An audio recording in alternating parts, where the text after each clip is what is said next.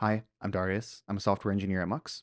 I work on developer experience. About 2 years ago, I was part of the decision to write our styles on the marketing site and the doc site in Tailwind. I had to justify that decision then, and I've had to justify that decision every day since because Tailwind's an opinionated tool. So I've had a lot of time to think about it, and because of that, I wrote a blog post. It's called Tailwind is the worst form of CSS, except for all the others. So let's jump in. All right, so I think there's a reason that every Tailwind take is spicy. It's that Tailwind is a tool with strong opinions. Some developers find these opinions unnecessary or even abrasive, others find themselves and their teams way more productive. After using it in production, I'm definitely more in the more productive camp, but I get it. I get why it feels unnecessary. And if you're comfortable with CSS, I get why Tailwind's opinions come across as abrasive. And I'm not here to change your mind, but maybe I can offer you a fresh perspective. Maybe I can convince you that, whether you like it or not, Tailwind is good for you and your team because opinionated tools are good for you and your team, even if you disagree with the opinion. That's a big claim. Let's dive in. So first, a crash course on Tailwind. If you're comfortable with Tailwind, jump ahead to the next chapter. If not, let's speedrun the essentials. There are 3 things you need to know about Tailwind to get started. First, you can think of Tailwind like inline styles, except instead of writing your styles in the style attribute, you write them as classes. For example, display flex, flex direction column, align item center in the style attribute just become 3 classes: flex, flex column, item center. The Tailwind CLI reads your whole code base and generates a CSS file with all the necessary classes, like item center translates to align item center. Second, these classes can do things that inline styles can't. For example, in Tailwind, you can respond to states like hover, opacity 100%, and when you're hovering, opacity 75%. And you can also respond to media queries. So for example, my text size here is base, but when the screen is large, then I use a large text size. Third, Tailwind encourages you to configure a limited number of design tokens. Design tokens is a scary way of saying, when you tell Tailwind you prefer your text size to be either 1 rem, 1.2 rem, 1.5 rem, or 2 rem, then your team can only use those text sizes, nothing in between like 1.4 rem or 16 pixels. When you tell Tailwind your brand colors, your team can only use those colors. No inventing yet another shade of gray. I'm glossing over so many details, but let's get back to the story. If you're still interested in Tailwind by the end of this all, the Tailwind docs go into the fundamentals and philosophy really well. Okay, now let's get into it. Why is Tailwind bad? If I'm trying to convince you that Tailwind is good, even if it has shortcomings, we should just be honest about those shortcomings. Here's a few, just to start. First, just look at it. Let's really give this a scroll. This is real Tailwind I wrote. It's hideous. I wouldn't exactly write this today, but Tailwind classes do still get enormous. Also, why do I have to learn all new syntax for CSS I already know? Why do I have to know that it's item center when I already know align item center?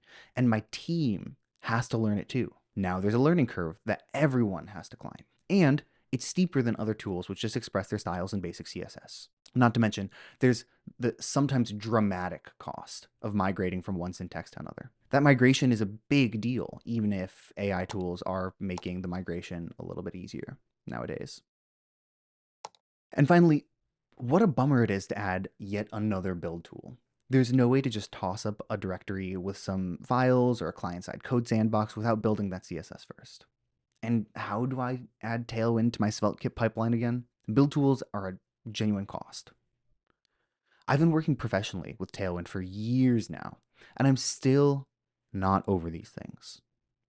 And, like with any opinionated tool, everyone's going to have a list just like this.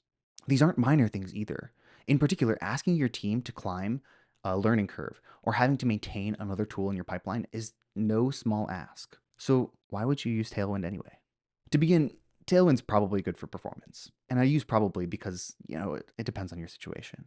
But in general, with utility classes, your style sheet stops growing after some time since you're reusing the same classes over and over instead of adding new stuff with every page. Utility classes also offer a way to have effectively scoped CSS without a CSS and JS library slowing you down. Utility classes keep you from getting fancy with the cascade and specificity and layers and whatever.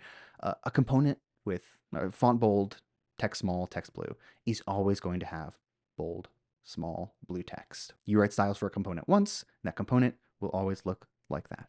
Having a limited set of utilities makes our designers happy too.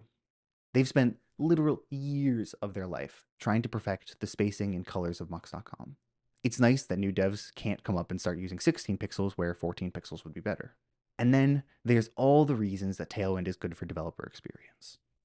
First, decision fatigue is real. What should I name this button class? Where does my BEM block end? Should I make this a global style? I don't want to make these decisions and then decode why I made them later. And I really don't want to document all of my decisions for my coworkers. And I really, really don't want to decode why my coworkers made their decisions. Tailwind's documented decisions free us to focus on what actually matters. This next one's personal. I really don't like having my style separated from my markup. Scrolling to the bottom of the page for Svelte, for a Svelte style tag, or to another file from my module.css is a chore compared to having everything in one place. Our component-driven world separates concerns by context, not by technology. One component has all the context you need to understand what that component does. Having all that context, like logic, like markup, like style, like even data fetching, in our React server component world. Having all that context on one screen is a superpower, and you won't convince me otherwise. It's such a small thing, but I love not having to scroll or switch. And one last thing. Tailwind's limited set of utilities can be a pain in the ask me what some other time. And here's where Tailwind gets a tricky part of API design right. Tailwind has really good escape hatches. Tailwind makes decisions for me and keeps me productive when it can. And more importantly, it gets out of my way when I need to do something else. Typically, our icons would be 14 pixels, but sometimes they actually do need to be 16 pixels, like those icons at the top of our new free plan pricing page. Hey, that's right, we have a free plan. In cases like that, I can use Tailwind square brackets to escape the config. So sure, I have spacing tokens, but I use these square brackets and I can use any number. I have really good defaults, and I can escape them when I need to. So these are just the things that have been true for me for the last few years. For the definitive take, Adam, I can't pronounce your last name, wrote a blog post on Tailwind over 7 years ago, and it really stands the test of time. I would highly recommend reading this. It goes through everything that I just talked about and so much more.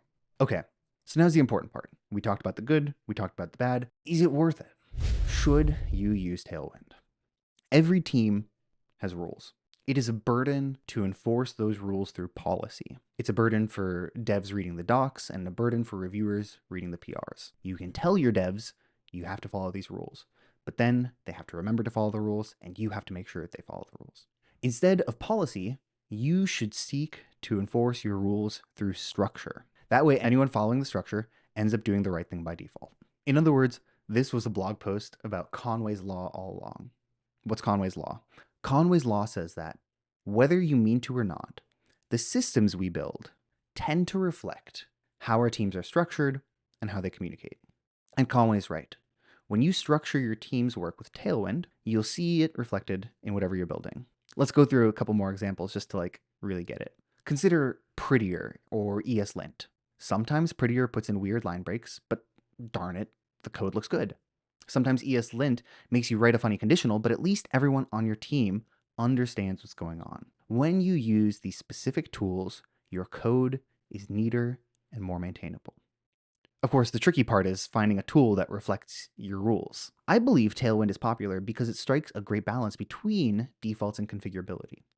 In other words, the things that are baked in are probably things that teams want or can tolerate, and you can configure or escape the rest. Like I said, I'm not here to convince you that it's perfect for you. It's not perfect for us either. But we've made the decision to onboard our developers into this tool. And in exchange, we get a set of rails that keeps us all efficiently sprinting in the same direction. Now, you might not make the same decision. Maybe the cost of onboarding your developers or migrating is too high. That's fair. I get it. Maybe there's another tool that matches your rules better. But when you do make the decision, consider this. You can get used to a tool's weird abrasive syntax or whatever ESLint or Prettier does to your code. But you won't get used to correcting yet another PR for not following your team's rules. Thanks for watching. For more developer thoughts and opinions, mostly about video stuff, check out the Mux blog.